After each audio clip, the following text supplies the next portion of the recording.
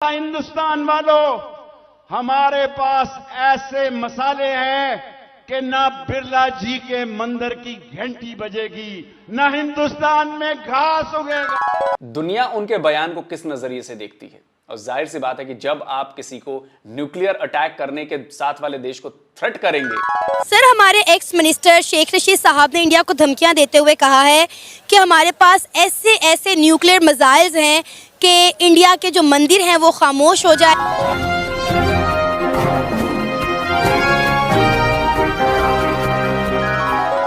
नमस्कार दोस्तों, आपका हमारे YouTube चैनल पर हार्दिक स्वागत है। दोस्तों, पाकिस्तान के पूर्व गृह मंत्री शेख रशीद अहमद ने एक बार फिर भारत को परमाणु हमले की धमकी दी है।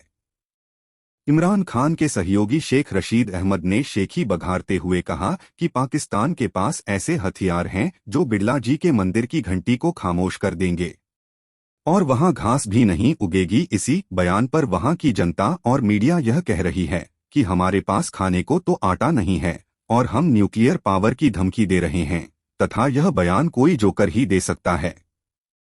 तो आइए दोस्तों, इसी मुद्दे पर आधारित पाक मीडिया व जनता की प्रतिक्रिया जानते हैं। जय हिंद।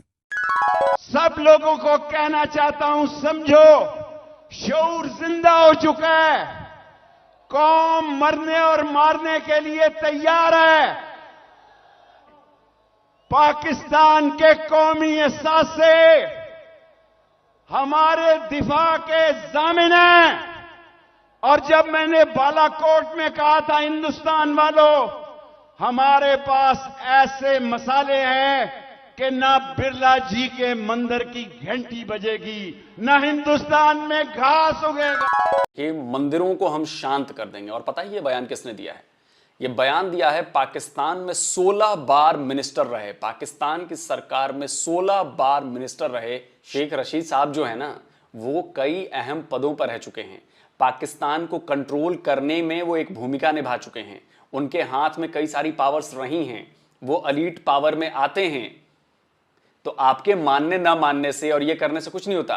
दुनिया उनके बयान को किस नजरिए से देखती है? और जाहिर सी बात है कि जब आप किसी को न्यूक्लियर अटैक करने के साथ वाले देश को थ्रेट करेंगे तो दुनिया ये देख रही है। और ये जो चर्चाएं चल रही है ना सारी, कि डिफ्यूज करने वाला अमेरिका से बंदा है, ये बंदा आगे ये और बढ़ने वाला है।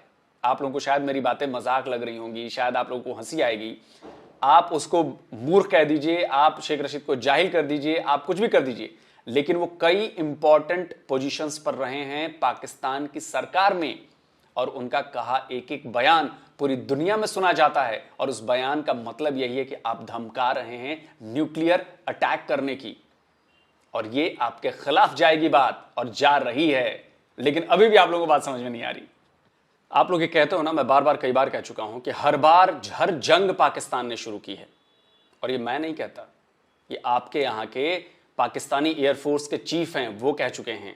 इसके अलावा आपकी आर्मी के लोग कह चुके हैं। हर जंग आप लोगों ने शुरू की। और हमारी सुई अटकी हुई है कश्मीर पे। कश्मीर बनेगा पाकिस्तान, उसके ऊपर हमने 3 जंगें लड़ी हैं। तीनों जंगें पाकिस्तान ने शुरू की थी, और इसमें तो कोई शक ही नहीं। सन 47 की, सन 65 की, सन 99 की, कोई इससे इख्तलाफ भी नहीं कर सकता कि हमने ये दानिशतन शुरू की थी। तो जंग हमने शुरू की थी, और करगिल में हमने शुरू की। कारगिल में भी हम जिम्मेदार हाँ बिल्कुल, ये मुशर्रफ साहब ने। क्यों ऐसा हम क्यों करते हैं? ऐसा करके हमें क्या मिलता है? बाद में तो हम पशेमान होते हैं, बाद में निदामत हमें ही होती है। लोग रिएक्ट नहीं करते, लोग सुनना नहीं पसंद करते। मैं हिंदुस्तान की जमायत नहीं कर रहा, हकीकत पर बयान कर रहा हूँ। मैंने अर्ज किया ना, ये बिल्कुल गलत है। 60-65 बरस में उनने कोई हमला नहीं किया हम पे, हमने किया पहल।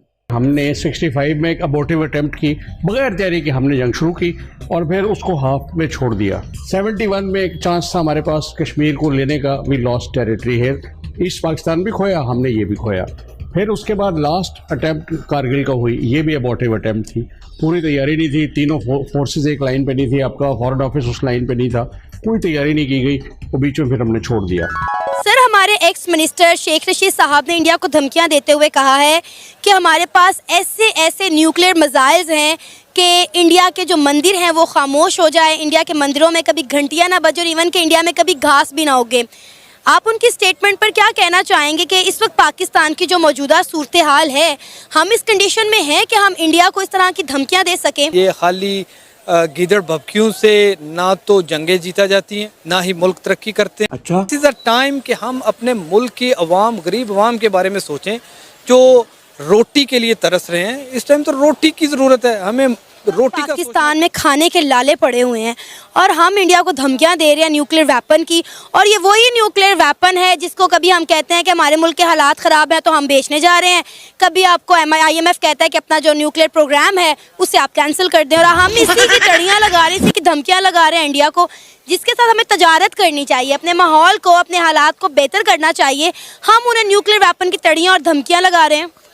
देखें, मेरे ना अभी जहन में आया एक बात है, ख्वाजा आसिफ जो से है ना, ये चंद एक माह पहले इन्होंने एक कौमी असम्बली में खड़े होकर एक बयान दिया था कि जिस टाइम वो जो हुआ नहीं था, वो जहाज़ वाला वाक़या हुआ था, पाकिस्तान ने उनका जहाज़ गिराया था, अभिनंदन वाला, बिल्कुल ठीक है। तो उसके बाद अभिनंदन को वापस क्यों किया गया था?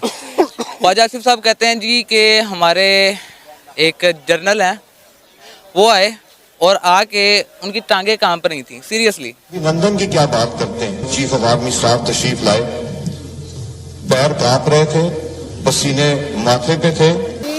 ठीक है, जब इस तरह की आपकी सूरत हाल होगी, आपकी फौज, यकीन करें मुझे ना ये कहते हुए बिल्कुल अच्छा नहीं लगा।